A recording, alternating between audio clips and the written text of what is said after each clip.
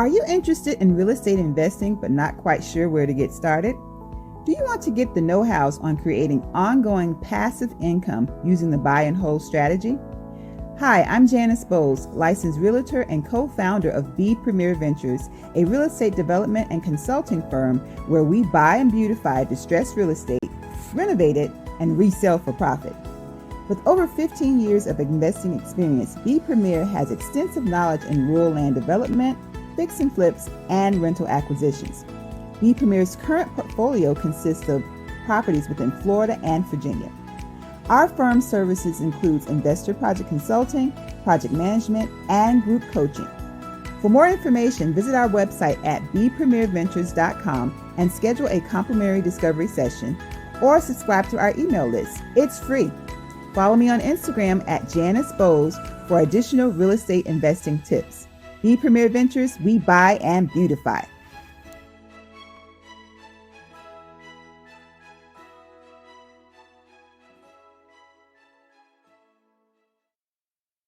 Hey everybody, welcome to today's episode of Let's Do It Talk Show. It's your girl, Adrienne Howard Peterson, the CEO and founder of Do It, delivering on ideas and thoughts. And you know what I do in a nutshell. I help to turn dreamers into doers, and I do it from two aspects. I do it from the aspect of HR, resume writing, interview preparation. You have an issue on your job, I'm your girl. Then I also do it from a business aspect. You have some ideas and thoughts but don't know how to turn them into fruition, I'm your girl. A marketing strategy, I'm your girl. Here on the Let's Do It Talk Show, it's ideally for entrepreneurs. However, we touch all components. So we talk about faith, we talk about finances, we talk about the future, and we talk about family and relationships. So today, I have like a wonderful, wonderful, wonderful guest with me, and our topic is around positive words. Positive words, so your words have power. And so you know what I do before I get started into the whole topic, right? I tell you about my weekend. So my weekend, this weekend, was full of food. Y'all know I'm learning how to cook, right? So you see the different things that are coming up. So I actually took a virtual cooking lesson, and it was via social media. So it was Instagram. And I tell y'all, at first I was a little nervous because she started slicing and cutting. I was like, I don't even know what this stuff is. And I didn't know which knife to use or what have you. But the output of it was like phenomenal. And it was very, very, very tasty. So Friday with the cooking class, I did chicken. But it also had like an option for shrimp. And I had the shrimp left out, so I had to end up cooking it. So guess what I did yesterday or last night, this morning, pretty much. I made it with shrimp, and it was delicious. So, yeah, y'all, Corona, it's always got to be something that's good that comes out of situations, right? So me learning how to cook, that's my good that came out of this situation. So I'm not going to linger on, and I'm going to jump right into the show. So with me, we have none other than Serena Brown Travis. Hi, Serena. How are you? Wonderful. Listen, I didn't know you didn't know how to cook. I'm sitting here cracking up.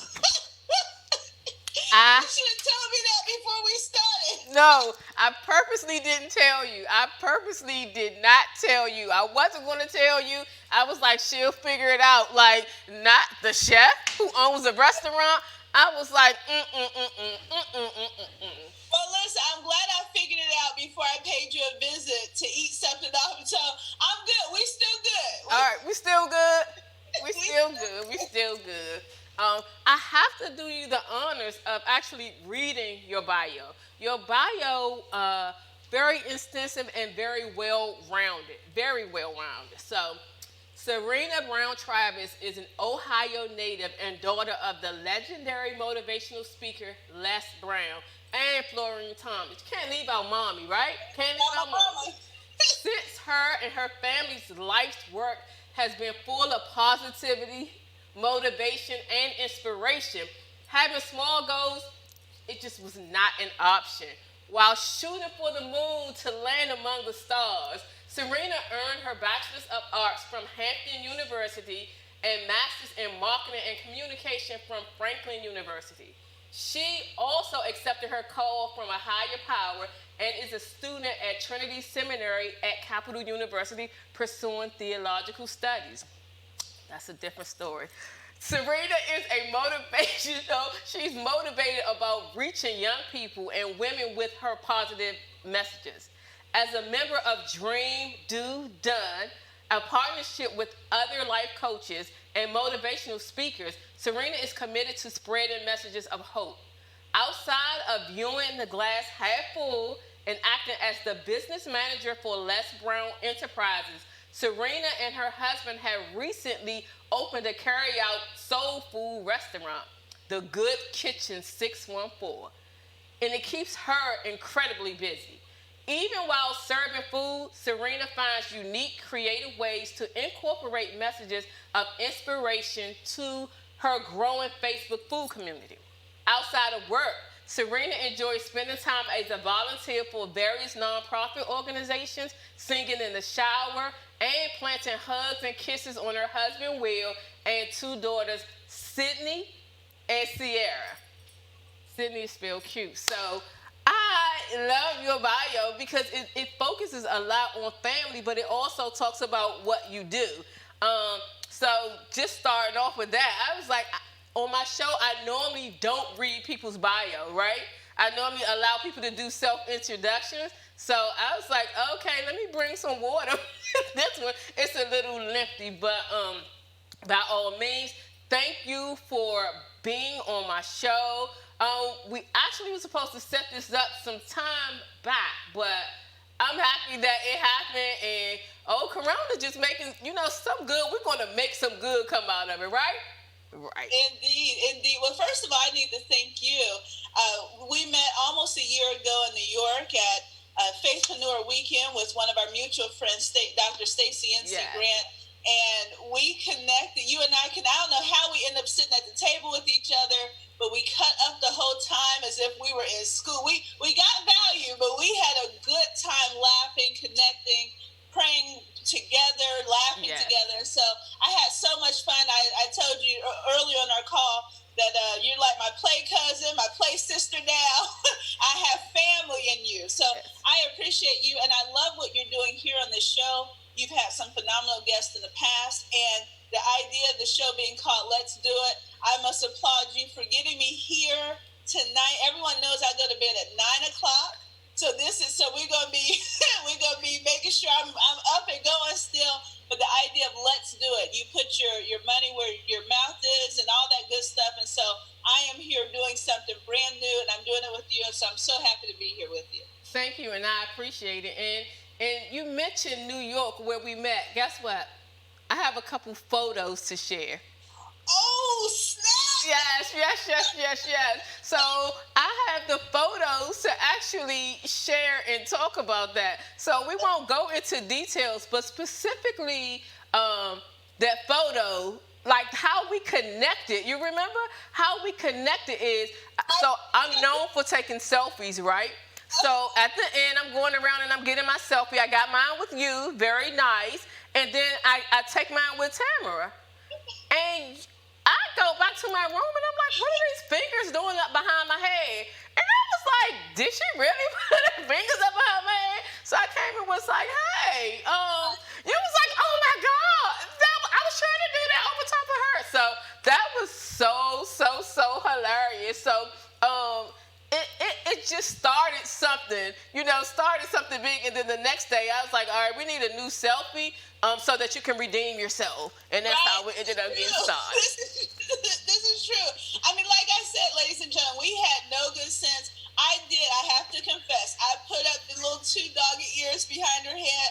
I thought I moved my hand before she took the picture, but I did not move it fast enough. So you gotta love these cameras. When we were younger, it used to be 1, 2, and 3. I thought I moved it, but technology has changed the game, honey. It has changed the game. It was awesome, and it was meant to happen. It was the start of a serious bond.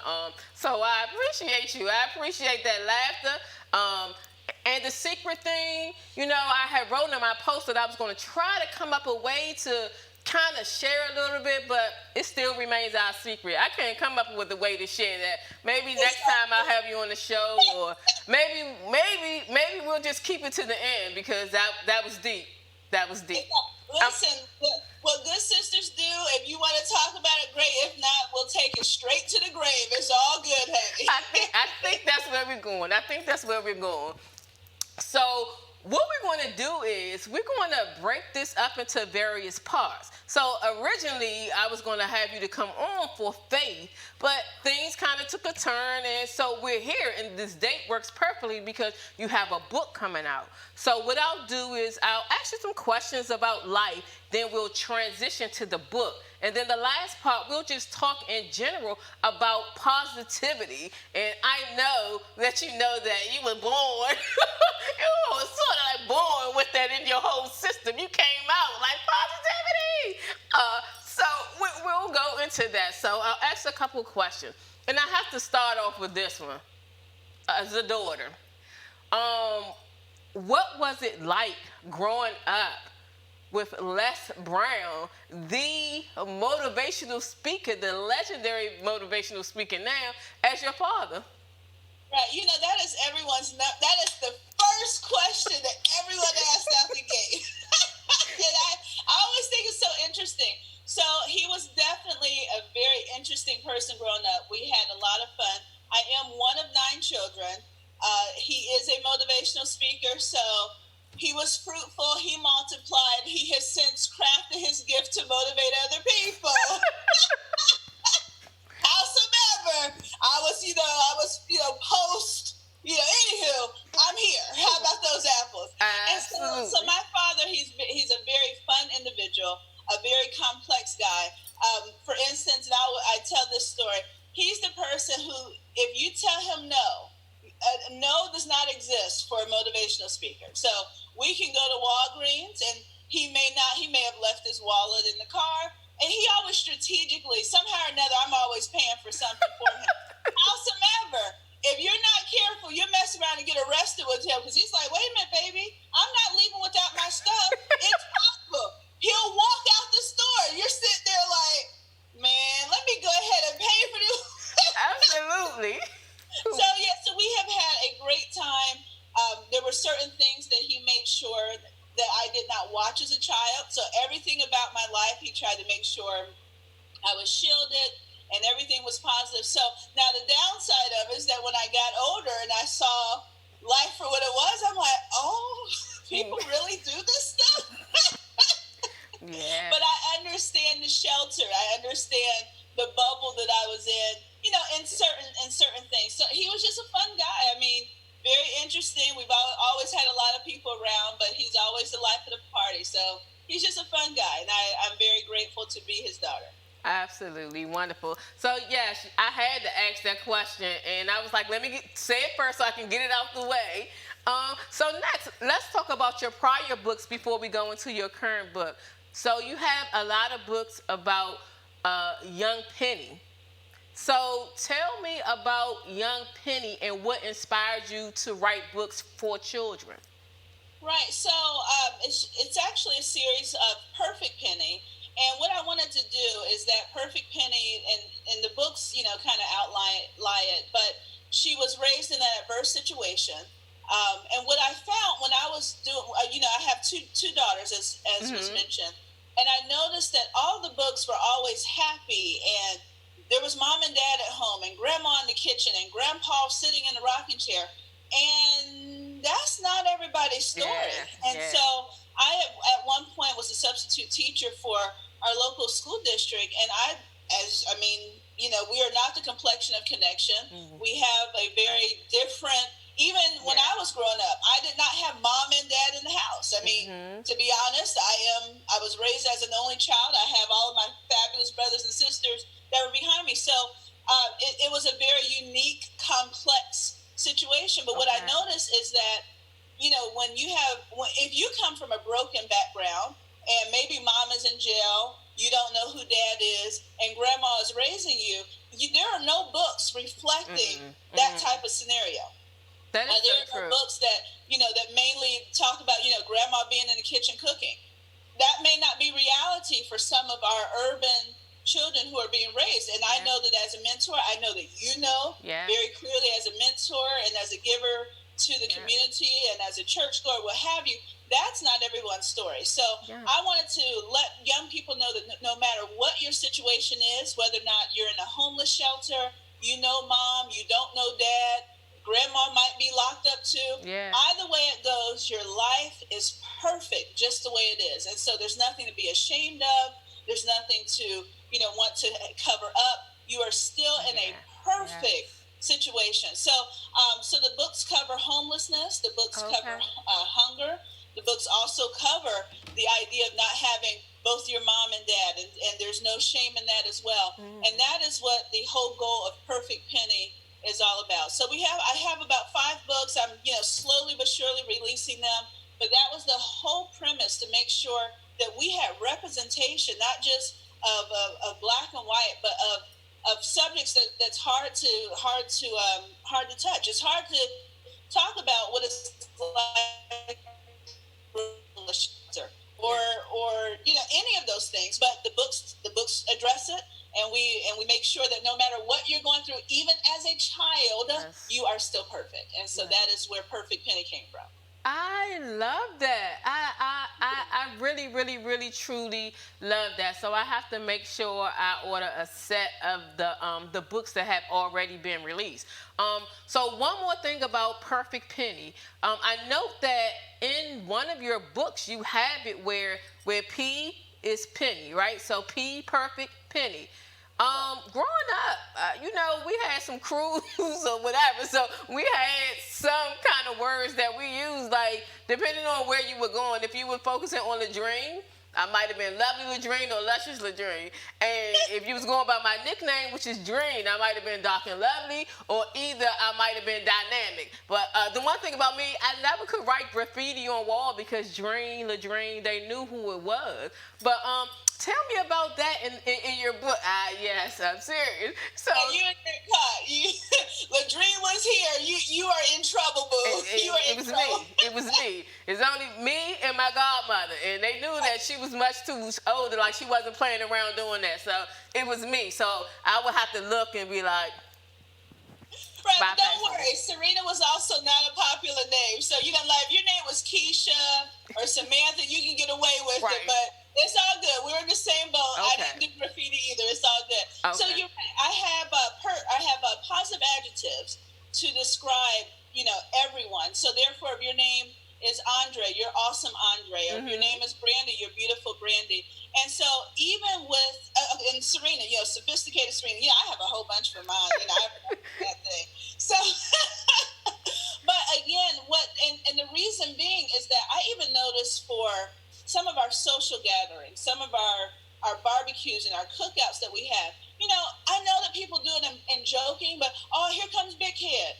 Well, maybe he don't want to be called Big Head anymore. Maybe he's going in the mirror like, dang, is my head really, right? Is my head really big? And so for me, and even I have in the book for Penny, sometimes she makes people call her Perfect Penny. She won't answer unless you put the perfect in front of her name. And I have it like that for other characters as well, because I believe that sometimes you answer what you're called. And so sometimes you're Big Head Tony and everybody's calling you Big Head Tony, or as my father has articulated, he was called DT, the dumb twin, and he responded to that. Therefore, his grades were reflective of that. He was held back several times in school as a result of being called the dumb twin. Wow. Words, again, have so much power. And so if we can combat that right away, I think that when I talk to my daughters, of course, I call them beautiful, but I also let them know that they're smart and they're wonderful. And, so we're not just working on, the physical aspects. When I see a young man, yes, he may be strong, he may be handsome, but I'm still also calling him a leader and a strong king, just so he knows that there's more in him than just his outer appearance. And so, yes, I'm so glad you brought that up. I make sure that anyone that I meet, really, you would be Lovely Ladrine. If I was writing the book again, you would be Lovely Ladrine, just because putting that in front of your name, it softens the idea of, we see children and people, and you've probably seen it. Oh, girl, he bad. You got to leave him alone. We've heard that all the time. Yes, yes. You may laugh it off, or maybe, oh, he's not bad. Come on, kid. But that sticks with the child. And so I wanted to make sure that whatever I do, I try to cut through the noise. I try to cut through some of the things that they hear amongst their peers. Unfortunately, some of us adults do it. We don't mean to do it. We don't realize we're doing it. But the words that we give them, the words that we speak over them, have that kind of power. And so I wanted to make my first book to be nothing but positive adjectives to empower young people right where they were. So I did struggle with with a V, but we just, victorious, Victor, whatever that was. But I wanted to make sure we had something, a positive letter, a positive word that described everyone perfectly, because no one can say, well, no one ever spoke positively over me. If you get my book, you're going to have, terrific Tony. You'll know about wonderful Wendy, all of that. And so I think we have to change the way that we talk and that we speak with our children as well as one another. I mean, the first thing I said to you is, baby, you wearing that green now. That's sharp. That's a bad color on you. And I make a point to make sure that I do something and say something positive to everyone that I encounter, because I don't know what type of day you've had, but I also don't know if my words are going to be able to lift you up and encourage you to get up for the next day and come back to life again and again and again. Serena, that's so impactful. I mean, it really is. And we're going to transition to talk about your book, Positive Words Only. At the end of it, we'll talk about a little teeny bit more in terms of positive aspects and things that people go through. So let's talk about your book, Positive Words Only. So the title, we get the gist of it from the title, like no negativity. But I have 2 clips, right? And purposely, it's from your one video. I split them in half. So what I want you to do is introduce us to your book, then we'll go to the first clip, and then we'll come back and pick up the conversation. So tell us about your book. Why did you decide to write this book titled Positive Words Only? I appreciate that question. So again, as the daughter of the legendary motivational speaker Les Brown, one of the things that I struggled with is a bit of depression. I struggle with the idea of seeing anything beautiful or anything worthwhile of myself. And I had to go back and go through my process and figure out what was happening. And I realized that even as the daughter of the man who said, never let someone's opinion of you become your reality, I still somehow or another had someone in my life who always spoke something crazy over me, and I believed them. Yes, I know. I am the daughter of the legendary motivational speaker Les Brown. We would go and do seminars and speak and do all of these things around the world. But I felt like, and I was a contradiction. I could get up and do it. I can get up and articulate it. I can go into acting mode. But it did not feel right. It didn't settle well with me. And so after I went through my process, and I remember talking to my husband, and all of a sudden he goes, who said that you can't do this stuff? I mean, he was just like, who said you can't do this? And I realized I have to, no more will I let any little slick comment slide. Watch your tone, watch your mouth, watch what you say. And that is how that's how I came up with the book and the title, Positive Words Only. That's all I will accept in my life. I can accept, a critique, but anything beyond, look at big head come in the room, oh, she done put a little weight on her, positive words only. And that's all I'm dealing with. Yeah, I love that. That's very impactful. And again, like, I want to focus on the book. I don't want to even start talking about my experience. We'll talk about that a little later.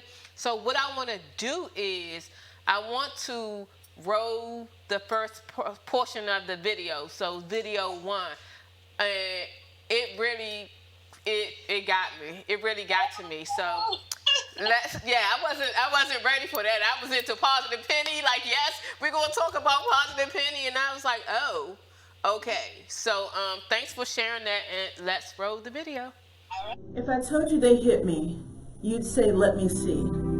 But their hit didn't leave a noticeable mark or bruise. It left an invisible scar no one can see or feel but me. It's a permanent scar and a very deep cut. Even after professional help, it still rests in the pit of my gut. The offense penetrated my ears and severely affected my head. It sliced my heart and sometimes prevents me from getting out of the bed.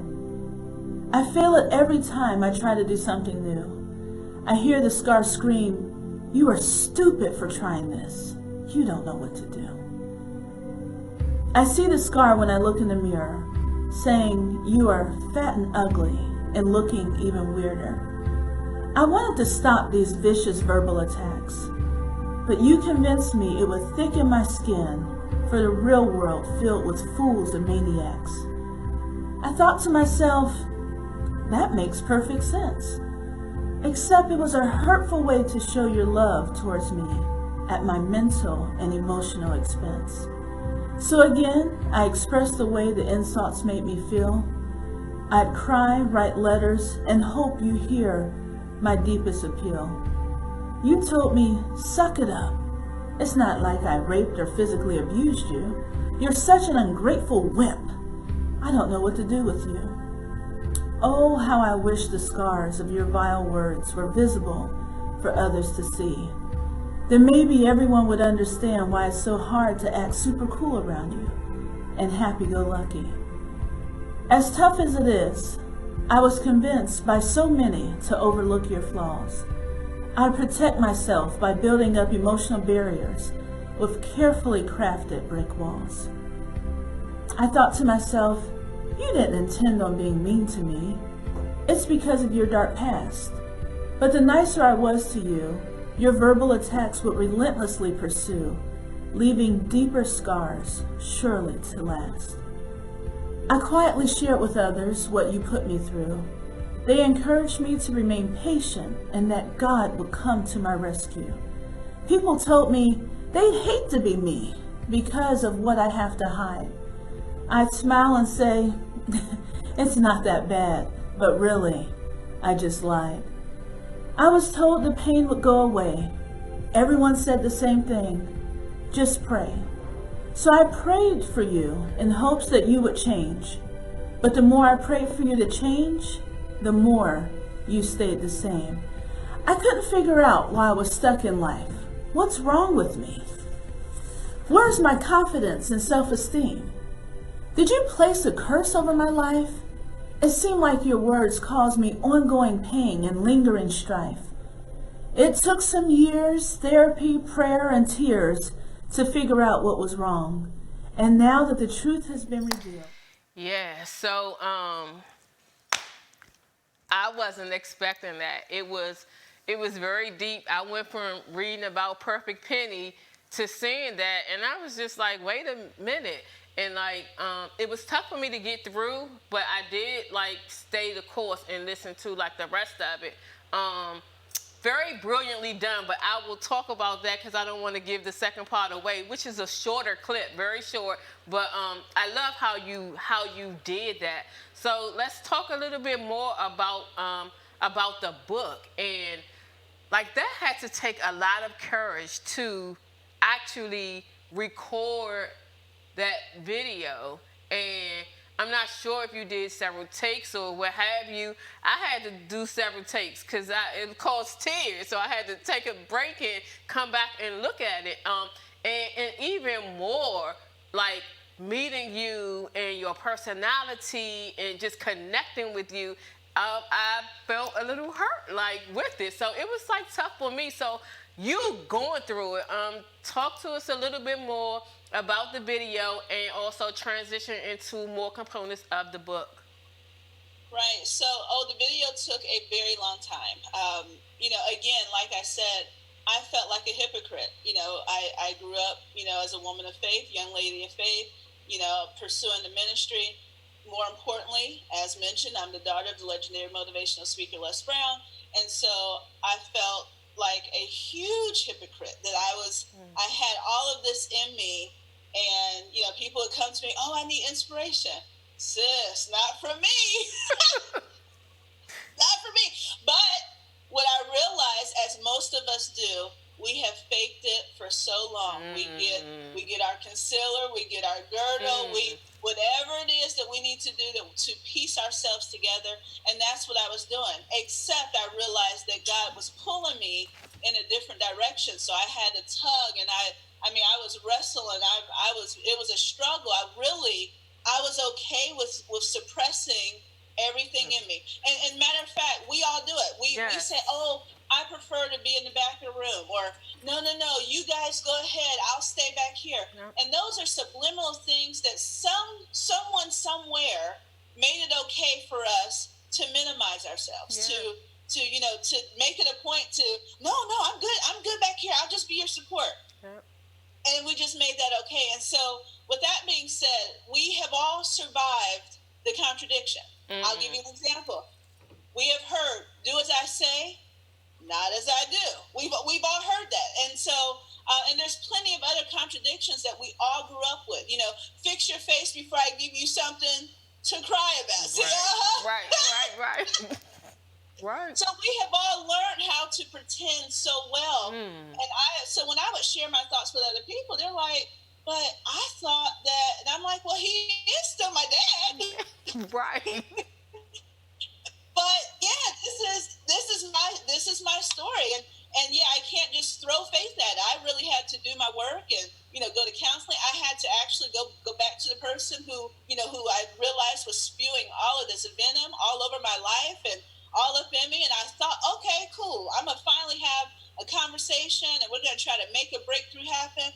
Child, listen, you realize that people are very different. Yes. The conversation didn't go as planned. Yeah. And I realized that once the conversation didn't go as planned, I was good. I was looking for an apology. I realized I'll never get it. I was looking for a reason or a justification. I realized that it would be more excuses that would infuriate me. And then, basically concluded with, well, you're better because of it. And it's like, honey, if you realize what I had to mentally break through, but it's all good. So that's how we got to the book. And so the book is written in several different ways. Some of it I share exactly what happened, but more importantly, how I got over. Yes. Other components of it, I share some of my favorite quotes from my father. And again, now I can say someone's opinion of you does not have to become your reality, and I can mean it. I understand now exactly what that means. And so even with going through this, I remember praying and crying, and God said, I'm trying to reveal everything that you're trying to bury. Like, you still have a story too. Because my father is who he is, and he's made such an impact in the world, I was okay with just being in the shadow. In fact, I wanted nothing to do with book writing. I wanted nothing to do with speaking. But it's very interesting how things shift. And so I also didn't want to be the person who, I'm going to ride off my father's coattail. Yeah. Because when you met me, no one knew I was Les Brown's daughter until someone said something. And then when that happened, I was like this, like, no, you remember? I'm like, don't tell. So at any rate, with all that being said, I had to do my own work. And so I would encourage you, like, I had to realize it started for me with negative words that were spewed in my life. And I realized we're not doing this again. You have to train your mind like you train your weeds outside. If you let your weeds go untreated for a month, am I not playing that you will see stuff pop up and you're like, well, where did this come from? And I didn't know I had mushrooms out here. Where did this weed come from? It's the same way with our minds. We have to train it every day. That's why faith comes by hearing and hearing and hearing. It's not just, I'm going to train myself one day.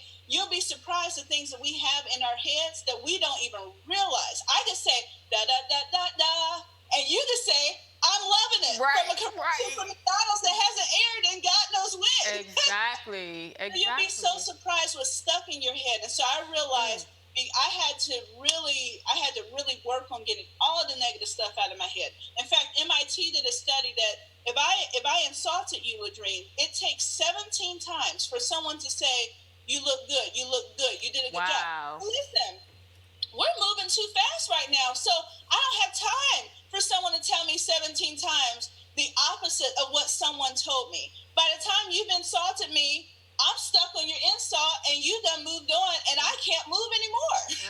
And so I realized that I was literally paralyzed, and it got to a point where I could not do anything. And so again, that's how we got to that's how we got to the book. And Positive Words Only, that's where I have to start. We know that we've heard that in the beginning was the Word. And so words are super duper important. We're in a political cycle right now that without people reading the back of a label, people the calls to the was it the CDC, the what is it called, the control, the Center for Disease Control. Yeah, without reading the back of the label, and we're talking words. We're talking as it was suggested to be a joke or sarcasm or whatever that looks like. So we see just how important words are. Yes, most definitely. And you hit upon so many things.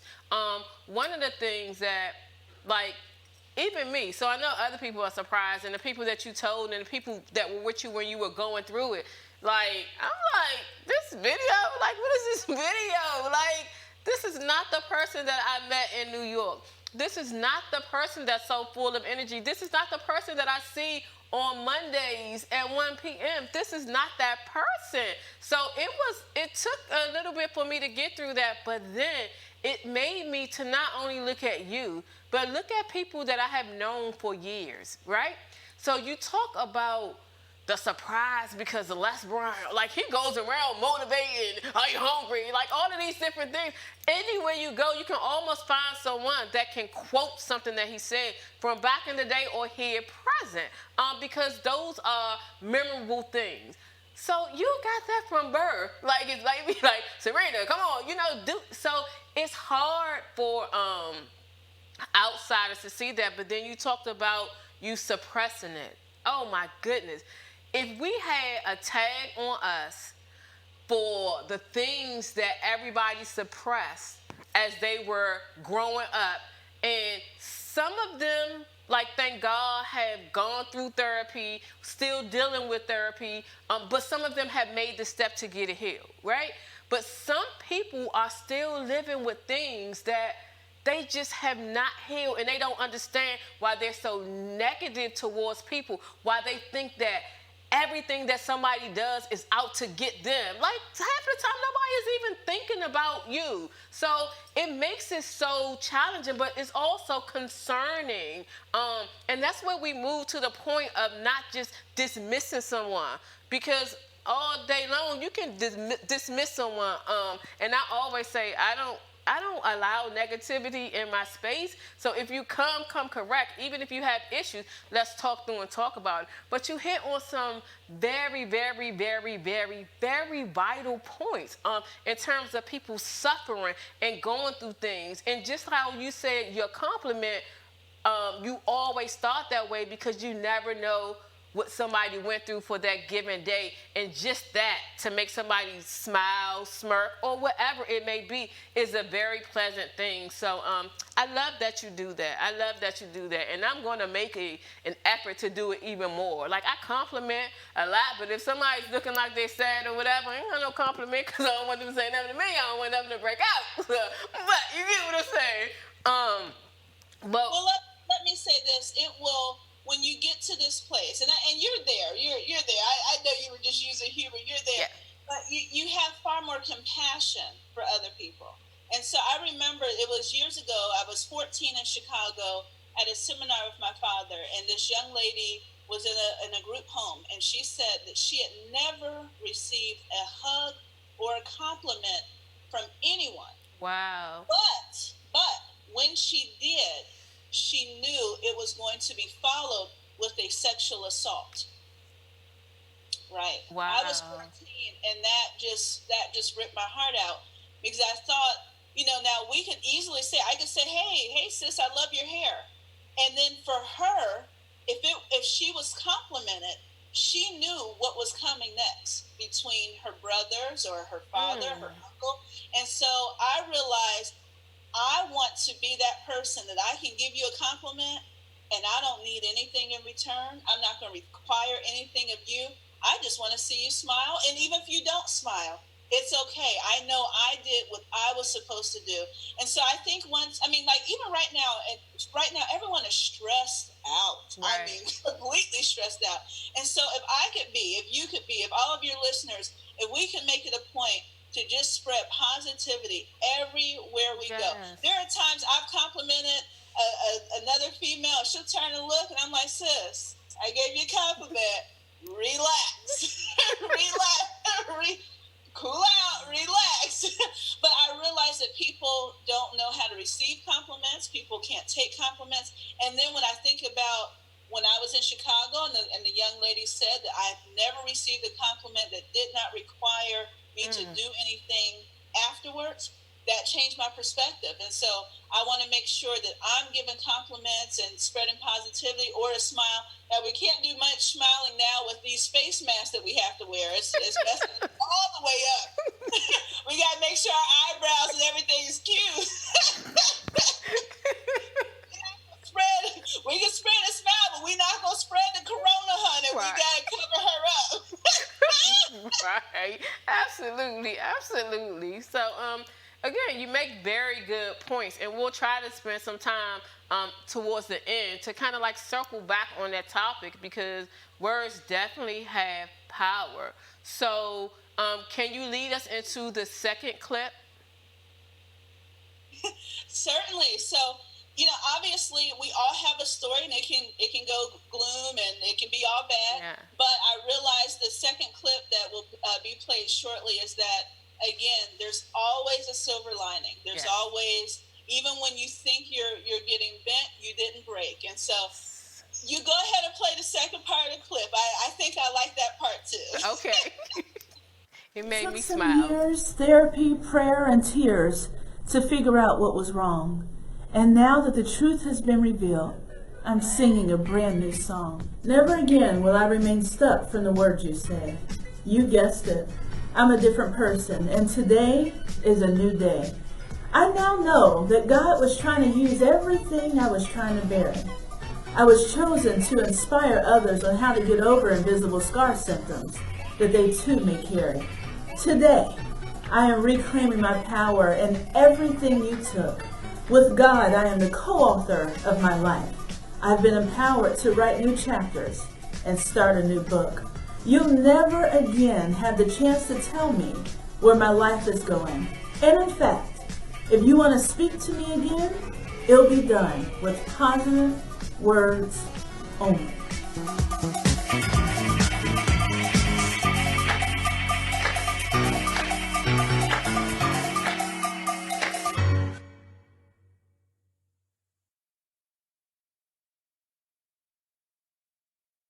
That was the piece that cheered me up again. I was really in my feelings. I was like, I didn't know what her book was about. I thought it was talking about Penny, and Penny grew up or something. So let's talk about the second portion of the clip. You ready for me? Yes. Okay. Yeah, so listen, you won't be in the gutter forever. Now, you won't be in the gutter forever, but you've got to do your work. You've got to realize that, when God said to Adam, "Where art thou?" as we all know, it was for Adam to figure out, listen, what is popping off? Where are you? And so that was where I was. Like, why can't I move? Why can't I do anything? And so with that being said, I had to figure this thing out. I did my therapy. I did, as Aunt Ayanla would say, I did my work. Beloved. You got a beloved. Yeah, she would be so proud of me.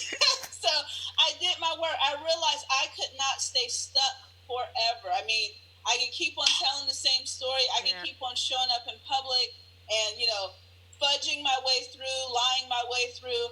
I was tired of putting on concealer. I was tired of the girdles. They were getting too tight. I couldn't breathe anymore. And I realized that I just need to go ahead, do what was required of me, and let go and let God lead the rest of the way. And so that's exactly what I did, and I feel so much better. I mean, so much better. Again, like I said, I still went to the person who did all this, and I did not get the response that I thought was appropriate, but either way it goes, I realize now they have not held me back. Life is better. In fact, from it, And I also had to tap into my spiritual side to make sure that I'm good.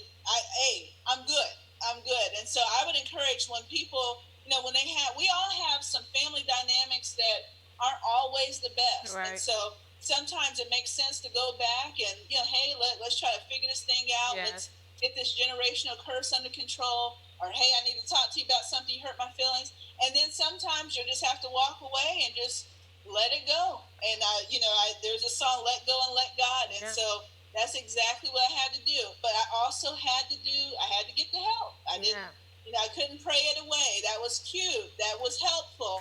But there's also tools out there. And this is why we have coaches and programs like that you're doing, encouraging people, let's do it. And we have coaches such as Dr. Stacey N.C. Grant or Tamara Hartley, other people, other things. You will not grow in isolation. You will not develop in isolation. It just won't happen. In fact, when you're by yourself, that's when you can lie to yourself. Yes. So you've got to make sure you get what you need, because there's so much more. I realized it was so much more in me. I realized there's so much more, and you've got to realize there's so much more in you. So whatever story you're telling yourself, whatever story that has you sitting on the sidelines or that has you stuck, you've got too much in you, and the world needs what you have in order for us to move. And what if what you have gives me a breakthrough? And so we got to quit playing. So whatever that looks like for you, for me, it was making sure that I only have positive words. Nothing else works. Nothing else works. Nothing but positivity in my life. Yeah.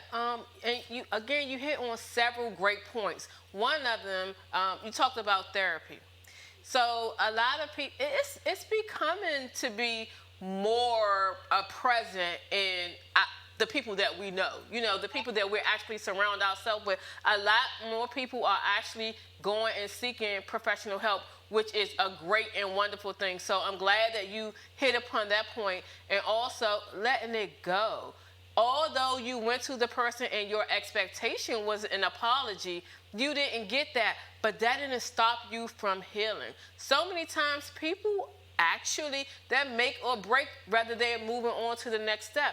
And the whole thing is that you cannot put all of your everything on someone else. You have to take your responsibility and your role. You tried, it didn't go through, and it didn't go the way that you wanted to. You pray, you work with God, and you move on about it, because like you said, if you don't move on, you're going to stay stuck. And that's like the worst thing to do. And when I always think about that in my coaching sessions, I always talk about people staying back. Like, if you don't pass the criteria and the information for the first grade, then you stay back. Like, you have 12 steps to go through before you even go to college, so you can't graduate upon that. So, and a lot of times, it's not like the teacher holding you back, it's you, it's your kids. So, we have to be very careful with that, and we have to be very careful of how we take charge of our lives and how we take responsibility. And the responsibility, no, you didn't do the harm, but take responsibility for, this is my life. I'm responsible for moving on and taking care of my life. So I love the points that you outlined in terms of the processes and the way that you went through it. The way time is going, we don't even need to take a commercial break, right? So we can use your videos as the breaks that we have taken. So let's transition a bit. Before we transition, because I want to keep talking about that topic and moving to positivity, but there are two other components of you that we haven't spoke about. Your restaurant. So just briefly tell us about your restaurant and how you started it. Certainly. So about 8 years ago, my husband and I graduated from Hampton, HU. You forgot to say HU. It wasn't written in the bio, but you should know because you're in that area, but I'll let it slide. So, however, when I graduated, that is when we had the Great Recession. And so I realized, yes, it was cute to have a college degree, but people were not hiring. My husband was a barber, so he was doing just fine. But I also realized I've got to make more of myself. And so even if the economy crashes, what else can I do? Exactly. And you remember our grandparents, they would say, you've got to use your hands. Yep. You got to figure out how to use your hands and make things work. And so my husband and I bought a food truck. And so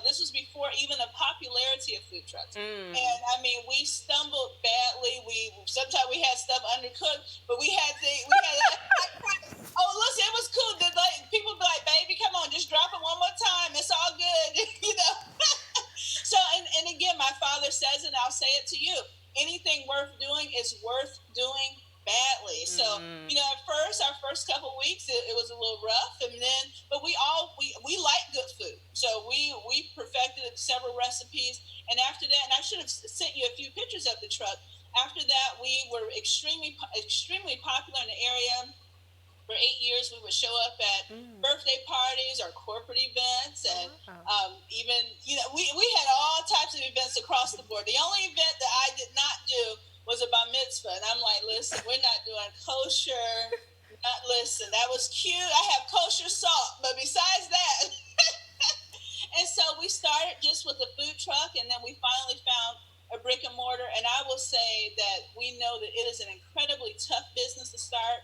Usually the longevity in the business is very low. The profit margin can be challenged, but since we have started, we have surpassed all expectations. And so I would encourage you, anything that you're looking at doing that someone has told you is impossible, someone has told you it's not going to work.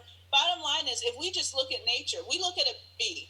A bee body is much heavier than the wings. Right. The bee doesn't know that his wings cannot carry him.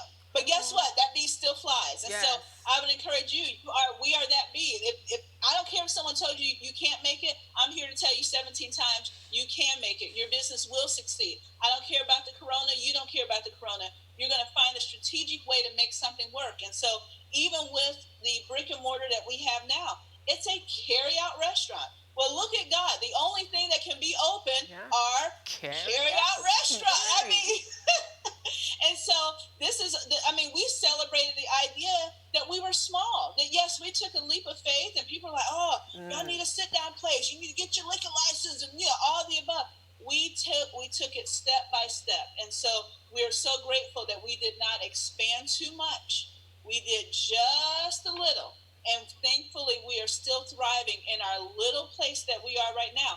And coming from a food truck, our little restaurant is a palace, honey. I mean, we can walk by each other and not bump each other's hips. So that's a palace for us. But I will say, start where you are with what you have. And again, like I said, we have accountants looking at our stuff, and they're like, we cannot believe you're doing this. And I'm like, well, what are we supposed to be doing? And the one gentleman said, I'm not even going to tell you. Wow. Because you're exceeding everything else that I'm not. Basically, at this point, the sky is the limit. So you just keep doing you. And that's what I would encourage you all to do. When you all have something that looks impossible, it looks like it's not going to work. I can't tell you how many people told me how silly it was for someone who graduated from Hampton University to get a food truck. That's not work for somebody with a degree. Listen, with the type of economy we have, you better know how to work several angles. Absolutely. Brains and beauty. Our grandparents were right, honey. You better know how to work it all, because I can sit at a boardroom and I can also move you out the way, roll up my sleeves, and get down on the ground, turn on my fryer and fry you some chicken, and still get your money. All right. So I was shaking my head to all of them. You know my issue with cooking. You just learned about it. I couldn't tell you before because of your restaurant. But one thing, I want to shout you out, very, very, very highly and very respectful. In terms of the community where your restaurant is and the things that are going on, I was so proud of you and what you're doing with your community. We all know what's going on, and we need to help each other out, right? And lending a helping hand, and you serving the underprivileged in your neighborhood is truly a blessing. So shout out to you, and my hat's off to you for that. Listen, I appreciate you, and it wouldn't be possible without generosity from you and our local community. And bottom line, we could easily say, hey, we've only been in business for a year. You can't afford to do it, but we can't afford not to do it. And so therefore, I wanted to make sure that while school was out and we have elders at home, and people aren't visiting their elders and aunties and uncles like they normally do, that you get a good hot meal. And I'm not, and it's okay if you pass out hot dogs and cold cuts, that's fine. But for me, I don't feel like you need to eat like what you're going through. So so therefore, we are serving things that we would eat. So you can feel free to go to my Facebook page and look at what we pass out. It is exactly what we would serve at the restaurant. It's exactly something we would cook at home. We don't have any off-brand anything, because I don't like any off-brand anything. You know, we're going to do it. Let's do it. Do it. And, right. And so we wanted to make sure, in so many words, we put our faith where our fear was. You know, it makes no sense. It makes no sense to do it. But again, we have to, and that's using what we have to, you know, spread out love, to spread out positivity. And so it has been more of a blessing to me, more of a blessing to us, that we can bury our fears, our concerns, and us stepping out on faith to be hopefully a beacon of light and hope to the community. Yeah, absolutely. And you all are doing a wonderful job.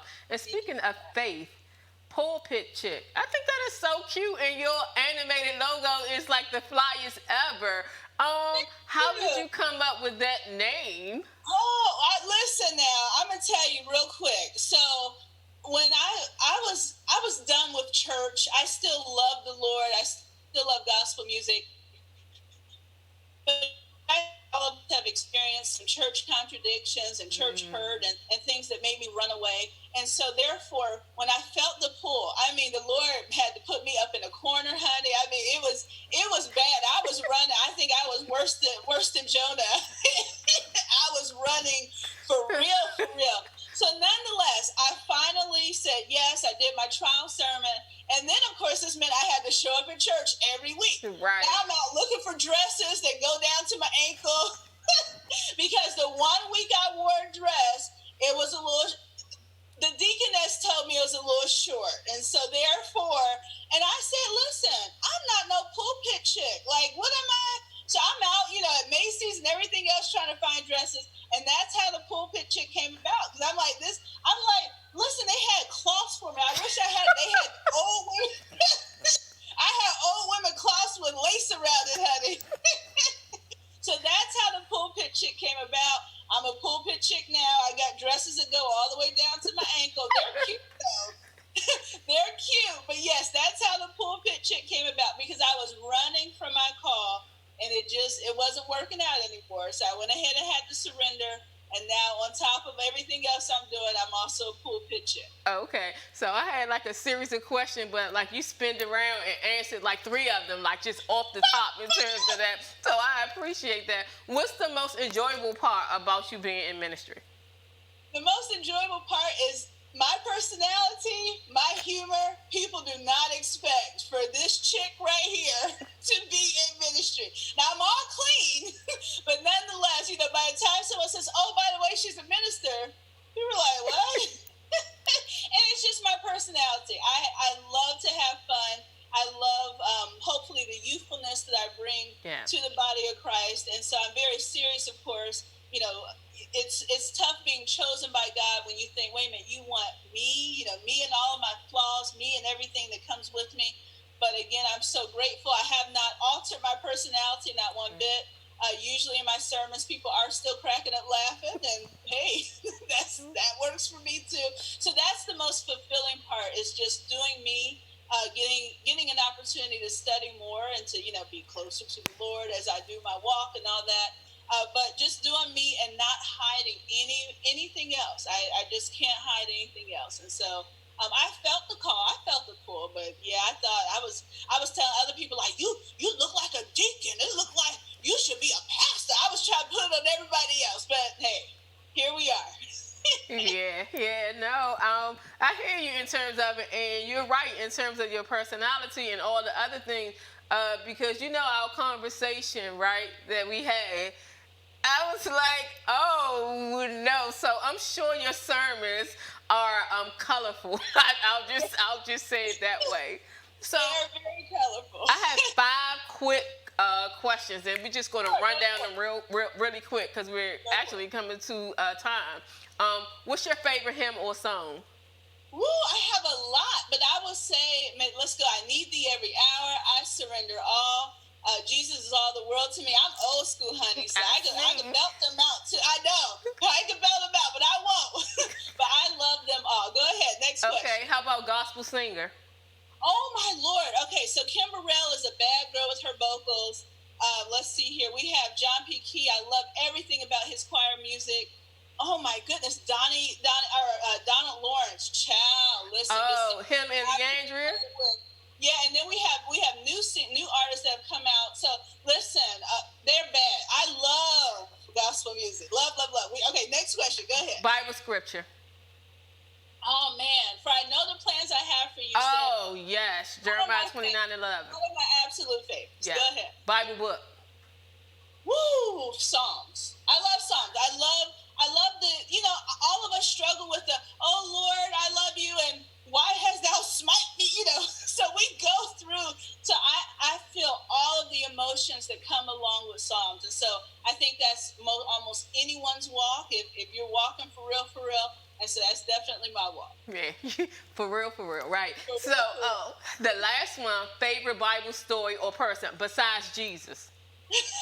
Can't pick Jesus. Jonah, honey. Okay. Jonah, I felt Jonah. I'm like, amen. Ain't nobody signed up for this. Okay. So in terms of to close out, our last topic was think positive, be positive, and do positive. What last words would you leave to our audience in terms of positivity?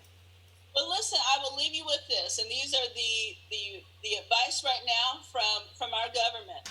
When you need to get yourself together, to get your head space right, to get in a positive space, shelter in place. Is that not one of the recommendations that we're being given right now from our governors and from the federal government? Shelter in place. Be still and know that I am God. That whatever we're going through, whatever you're going through, it has not come to stay. But you also can't fight it with everything else going on. So shelter yourself. Get in a space of center yourself. Get in a space that you can weed out negativity and block things off to work on yourself. So that will be the first one.